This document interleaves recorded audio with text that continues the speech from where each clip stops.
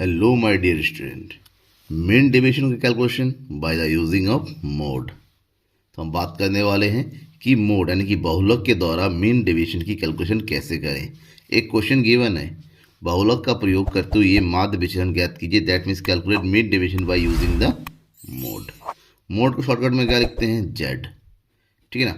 ऐसे में अगर मोड का यूज़ करते हैं तो मीन डिवीजन का फार्मूला क्या बन जाएगा, तो यहाँ पर मीन डिवीजन का फार्मूला बन जाएगा MDZ, that means mean division by mode equal to summation f state bar D Z upon summation F.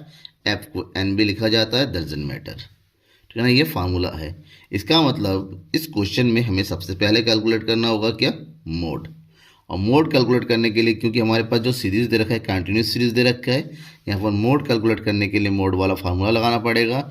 यार यहाँ पर मोड यूज़ करने कैलकुलेट करने के लिए फार्मूला जो होता है that is Z equal to L1 plus F1 minus F0 divided by 2F1 minus F0 minus F2 multiply by i. इस फार्मूले का यूज़ करते हैं। इसका मतलब ये हुआ, यहाँ पर जो M1 होता है ना, यहाँ पर होता है सबसे ज़्यादा फ्रीक्वेंसी यानी कि मोडल फ्रीक्वेंसी। ऐसी फ्रीक्वेंसी जो सबसे ज़्यादा हो। F0 इससे ठीक पहले वाली, ठीक है ना, पीरियड वाली, और F0 इसके सक्सीजर वाली, मतलब इससे ठीक पहले वाला F0, इसके ठीक बाद वाला F2, इसका यूज़ करते हैं यहाँ पर। अब उसके लिए सबसे पहले हमें इस क्वेश्चन में, क्योंकि मीन डिवीजन कैलकुलेट करने के लिए कहा है, हमें पता करना पड़ेगा कि मोड कैलकुलेट करने के लिए F1 क्या होगा, F0 क्या होगा और F2 क्या होगा। ठीक है, चलिए बढ़ते हैं। अब देखिए यहाँ पर इसको सबसे पहले हमने रिप्रेजेंट कर लिया टेबल में, क्योंकि टेबल में बनाना ज़रूरी है। हमें हमारे पास मीन डिवीजन कैलकुलेट करने के लिए डी चाहिए, एफ डी चाहिए, लेकिन सिंपल वे में। अब यहाँ पर देखिए एफ को, आपको एफ को देखना है कि सबसे ज़्यादा फ्रीक्वेंसी किसकी है। यहाँ पर सबसे ज़्यादा फ्रीक्वेंसी किसकी हो रही है, 22। अब इसके आसपास देखिए 18 और 21 है, इसके जैसा कोई दूसरा नहीं है। ठीक है ना, इसके जैसा कोई दूसरा नहीं है जो इससे ज़्यादा ग्रुप बना ले। एक 21 है, 22 और 29, इसका टोटल इसके टोटल से थोड़ा सा कम होगा। दैट मीन्स हम यहाँ पर 22 को ही लेंगे, राइट। अब 22 अगर हमारा मॉडल ग्रुप है, इसका मतलब ये F1 हो गया, इसके ठीक ऊपर वाला F0 हो गया, इसके ठीक नीचे वाला F2 हो गया। That's clear. अब हम इसका यूज़ करेंगे। हमारे पास गिवन क्या है here, F1 equal to 22, F0 equal to 18, F2 equal to 21। I जो होगा इनका डिफरेंस दैट इज़ 10, और L1 मॉडल ग्रुप का कितना, 30। ये हो गया। अब यहाँ पर फार्मूला अप्लाई कीजिए। फार्मूला क्या है, दोबारा फार्मूला जब भी क्वेश्चन करेंगे हर बार फार्मूला लिखेंगे।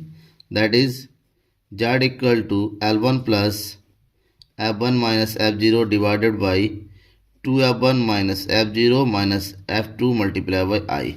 ठीक है ना, इसमें वैल्यू को रखिए। वैल्यू कितना है, Z equal to L1 30, F1 है हमारे पास 22 minus 18, 2 multiply by 22 minus 18 minus 21 multiply by 10। Solve करना है बस, केवल वैल्यू रख दिए। अब सॉल्व करना तो बिल्कुल ईजी है। कैसे करेंगे, 30 प्लस 22 में से 18 को माइनस करेंगे, कितना बचेगा 4, और उधर हो गया 10 हो गया। 22 एंड 4 कितना हो गया 44, और 18 और 21 को माइनस करेंगे, ये हो गया हमारे पास कितना 39। तो 30 प्लस 40 अपॉन 5, तो आंसर कितना हो जाएगा, 30 प्लस 5 से डिवाइड करेंगे, ये हो गया 8। That means mode is 38। Mode आ गया 38। ठीक है। अब यहाँ तक अगर आपको कोई कन्फ्यूज़न है तो ज़रूर बताइएगा। ये हमारा पहला स्टेप है, क्योंकि इस मोड का यूज़ करते हुए हमें मीन डेविएशन निकालना है। ठीक है, ये जो बहुलक आया इसका यूज़ करते हुए हमें निकालना है क्या, मीन डेविएशन। तो उसके लिए दोबारा हम ऊपर टेबल में आते हैं। अब टेबल में हमें सबसे पहले, क्योंकि डी चाहिए होता है अकॉर्डिंग टू फार्मूला, ठीक है ना, अकॉर्डिंग टू फार्मूला में चाहिए क्या होता है, डी जेड चाहिए होता है। अब ये निकालने के लिए इसका फार्मूला होता है एक्स माइनस, और मोड है तो मोड, एक्स में से मोड को माइनस करते हुए चलेंगे बहुलक को। जो कि कितना है हमारे पास 38। तो सबसे पहला स्टेप यहाँ पर क्या निकालना है, एक्स निकालना है। हम निकालते हैं एक्स। एक्स क्या होता है, मिड वैल्यू होता है, mid value of class interval. Class interval माने 0 to 10, ये जो है क्लास इंटरवल, इन दोनों के बीच का गैप, दोनों के बीच में कितना लिमिट है, लोअर लिमिट और अपर लिमिट डिवाइडेड बाय 2। तो 0 और 10 होता है, डिवाइड कर दीजिए 2 से, कितना आ जाएगा 5। इन दोनों का डिफरेंस कितना हो जाएगा, मतलब सर मिड वैल्यू 15, 20 और 30 का मिड वैल्यू कितना हो जाएगा 25, 35। बिल्कुल ईजी है, दोबारा मैं बता दूँ आपको क्योंकि इससे पहले वीडियोस जब भी मैंने बताया हर बार बताया ये चीज़। क्लास इंटरवल में अगर एक सीक्वेंस है, एक कंटिन्यूस डिफरेंस है, पहले वाले का जो मिड वैल्यू आएगा उसी डिफरेंस में सबका मिड वैल्यू आता चला जाएगा। सब में 10-10 का डिफरेंस है तो मिड वैल्यू भी 10-10 के डिफरेंस में आता चला जाएगा। मतलब एक निकाल लीजिए और उसके बाद उसको इसी तरह से 10-10 के डिफरेंस में कंटिन्यूस लिखते चलिए, ये आपका क्या आ जाएगा, मिड वैल्यू आ जाएगा। फ्रीक्वेंसी का टोटल करना है क्योंकि समेशन एफ चाहिए, तो फ्रीक्वेंसी को टोटल करेंगे तो यहाँ पर आ जाएगा टोटल 100। फ्रीक्वेंसी का टोटल 100 है, ये मिड वैल्यू आ गया। अब इस मिड वैल्यू का यूज़ करते हुए नेक्स्ट हमें फाइंड करना है क्या, D Z, state D Z. State bar इसलिए लगाते हैं, इसका मतलब होता है कि यहाँ पर प्लस माइनस लगाने की कोई ज़रूरत नहीं है। इसका फार्मूला होता है एक्स माइनस मोड, और मोड कितना है 38, मोड है 38।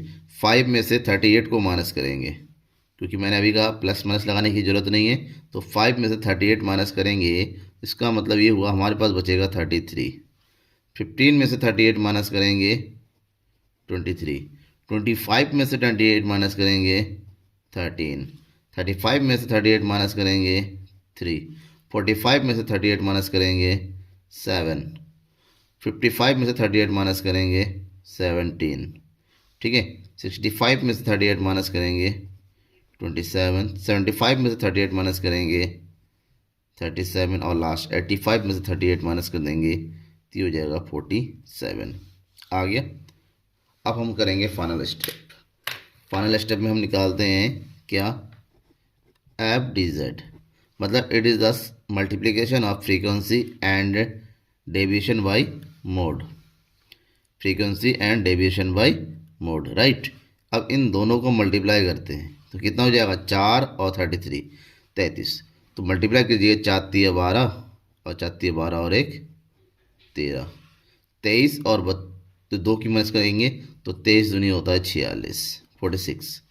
18 और 13 की मल्टीप्लाई करेंगे तो यहाँ पर आ जाएगा कितना, 13 8 104 और 13 कम 13, 13 और 10 23। इसी तरह सबको मल्टीप्लाई करते हुए चलेंगे। 22 3 66, 21 और 7 की बाद 7 कम 7 7 दूनी 14।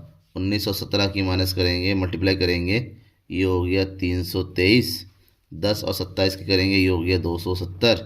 3 और 7 करेंगे, ये हो गया 111, और 47 से कम 47। ओके, ये हमारा हो गया। अब इतना होने के बाद हम लास्ट क्या करेंगे, इनका टोटल। लास्ट स्टेप कंप्लीट हो गया, अब कैलकुलेशन की बारी है।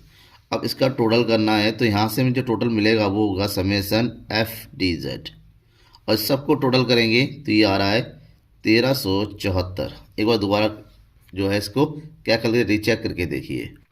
ओके, सम लिटिल मिस्टेक, यहाँ पर 1374 नहीं है, मैंने थोड़ा गलती कर दिया, ये 1376 होगा, 376, ठीक है।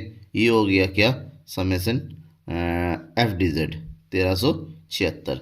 अब इसका यूज़ करेंगे मीन डेविएशन कैलकुलेट करने के लिए। ओके, तो चलिए मीन डेविएशन फाइंड करते हैं। तो यहाँ पर मीन डेविएशन का फॉर्मूला लगाएंगे हम, M D Z equal to summation F D Z upon summation F. तो ये हो गया हमारे पास 1376 अपॉन 100 से डिवाइड करेंगे तो आ जाएगा 13.6। ये हो गया हमारा मीन डेविएशन बाय मोड। अब क्वेश्चन में अगर कभी कोफिशिएंट पूछ लिया जाए आपसे, coefficient of mean deviation by mode, तो उसका फार्मूला हो जाता है जो भी आपने मीन डेविएशन बाय मोड निकाला और उसको मोड से डिवाइड करेंगे। दैट मीन्स ये जो आपने निकाला 13.76, इसको डिवाइड करना है मोड कितना आया था 38 से डिवाइड कर देंगे। अगर 38 से इसको डिवाइड करते हैं तो हमें मिलेगा कितना, वो देखिए। देन 38 से 13.76 को डिवाइड करते हैं तो हमें मिलेगा 0.3621। ठीक है।